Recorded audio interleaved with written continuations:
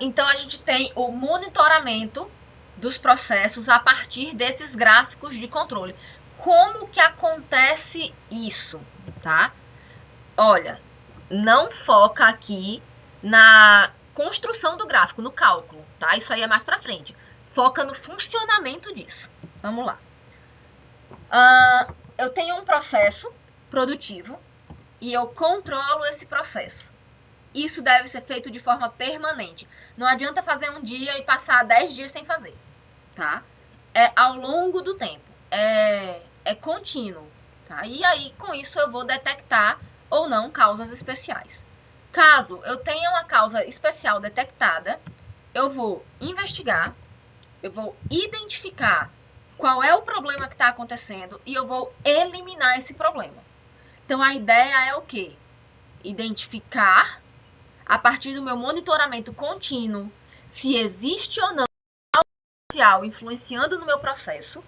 E caso eu detecte uma causa especial, eu vou atuar para que ela seja eliminada, tá?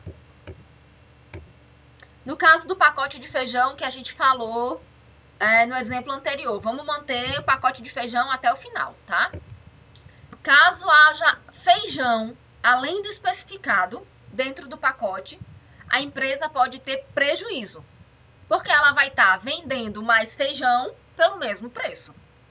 Ou ainda a embalagem pode não suportar o peso e estourar, porque a embalagem não foi feita para suportar mais do que 1 quilo, tá? Então a empresa vai ter prejuízo das duas formas, não vai ter jeito.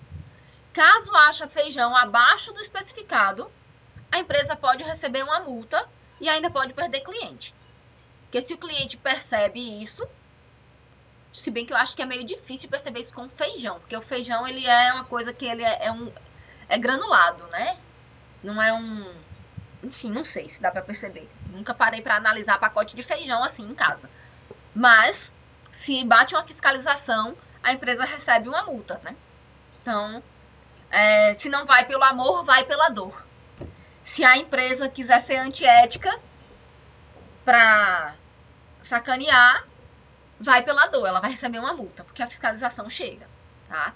Então, as empresas, num primeiro momento, elas podem não entender a importância de gestão da qualidade no processo, mas elas acabam sendo obrigadas a fazer isso porque existe fiscalização, tá?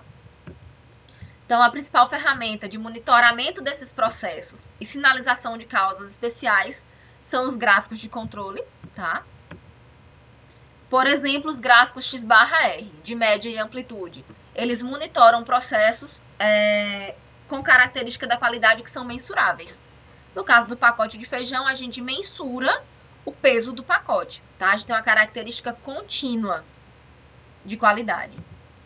Então, a gente tem peso de pacote, volume de pacote, teor de ferro numa liga metálica, diâmetro de uma peça, tamanho de uma peça.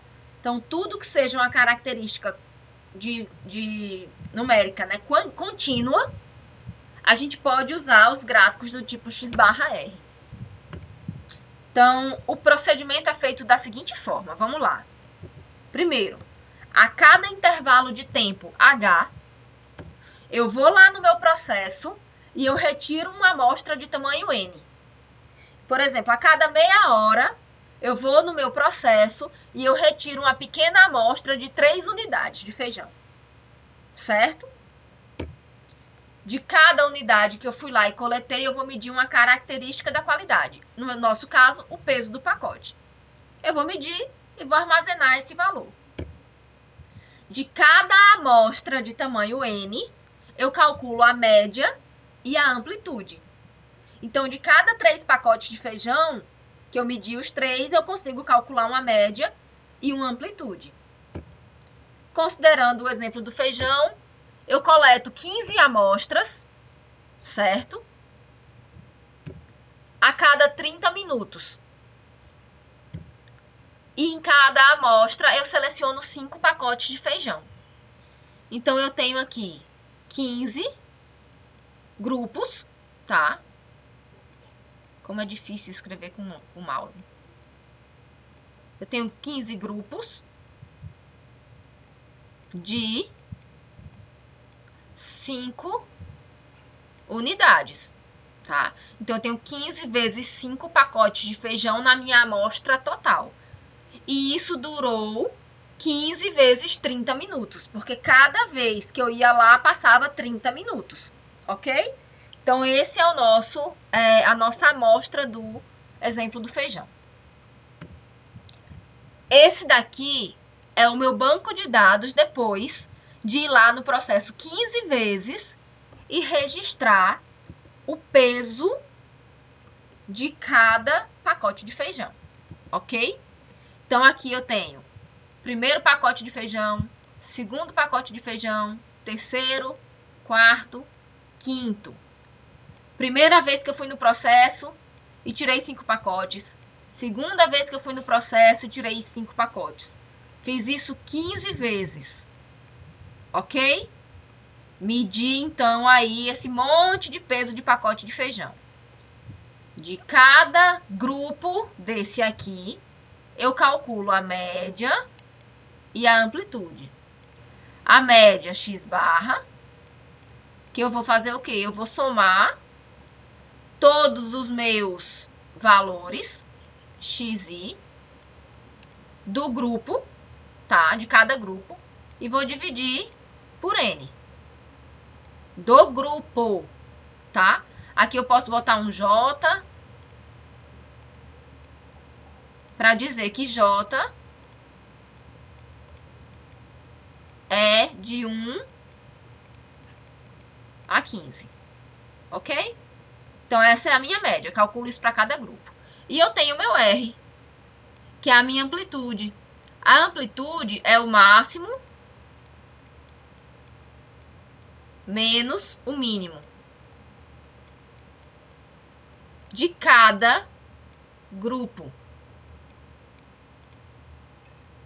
ok? Então, aqui eu vou fazer 1,6 menos 0,89, que vai me dar 0,17 de amplitude. E vou fazer 1,06 mais 0,89 mais 1,01 mais 1,06 mais 0,96 dividido por 5, que vai dar 1. Faço isso 15 vezes, ok? Essa é a estrutura básica para um gráfico de controle x-barra. Esse é o esquema geral de tabulação de dados. Vocês podem usar isso todas as vezes que forem fazer um gráfico x-barra, tá? De cada amostra eu calculo a média e a amplitude. Para os valores de x/i e ri para todo i de 1 a 15, eu ploto em 2 gráficos, tá? Eu ploto no gráfico da média e no gráfico da amplitude. É isso que eu estou monitorando com esses dados. E esses gráficos possuem limite de controle. Observa que é diferente do limite de especificação. No primeiro momento, a gente falou em limite de especificação, que é o limite que vem em projeto, que foi o engenheiro que resolveu lá, tá? Aqui, a gente está falando de limite de controle. Limite de controle, ele vai ser baseado na amostra, tá? Ele vai ser calculado baseado no processo. Então, a gente tem um limite superior de controle, uma linha média ou limite central e um limite inferior de controle, tá? A gente tem esses 3 limites. O que a gente vai fazer? A gente vai pegar esses dados da coluna x-barra e da coluna R, que foram calculados, e vamos plotar num gráfico com esses 3 limites. Esse gráfico aqui foi feito no software R, mas pode ser feito no Excel, no SPSS, em qualquer outro programa que faça gráfico, tá?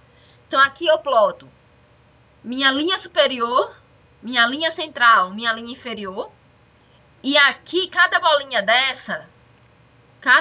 dessa é uma média calculada de um grupo daqueles, tá? Então, eu tenho 15 grupos, ok? O que eu vou fazer com isso? Eu vou simplesmente olhar para o gráfico e vou verificar se todos os meus pontos estão dentro dos limites. Se eles são aleatórios, se eles são tipo uma nuvem dentro do meu gráfico. No entanto, dentro desses limites. Se estiver dentro dos limites, eu digo que o meu processo está sob controle. Só que aqui ele está sob controle na média. Para ele estar sob controle total, ele precisa estar na média e na amplitude nesse caso. Lembra que eu falei antes que para a gente identificar a causa especial, ele precisa ter uma dispersão, uma variação, né, na média ou no desvio. No caso aqui, o nosso desvio que a gente está usando é a amplitude, ou nos dois. Então, na média tá ok. Passo agora para o desvio, nesse caso, amplitude. Olho para o meu gráfico, percebo que também está ok. Então, opa, o meu processo está sob controle.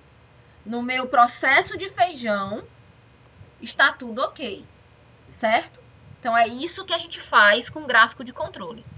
Lá dentro da norma ISO 9001, quem tiver curiosidade, tem umas regrinhas para identificar se o processo está fora de controle, além dessa dos limites.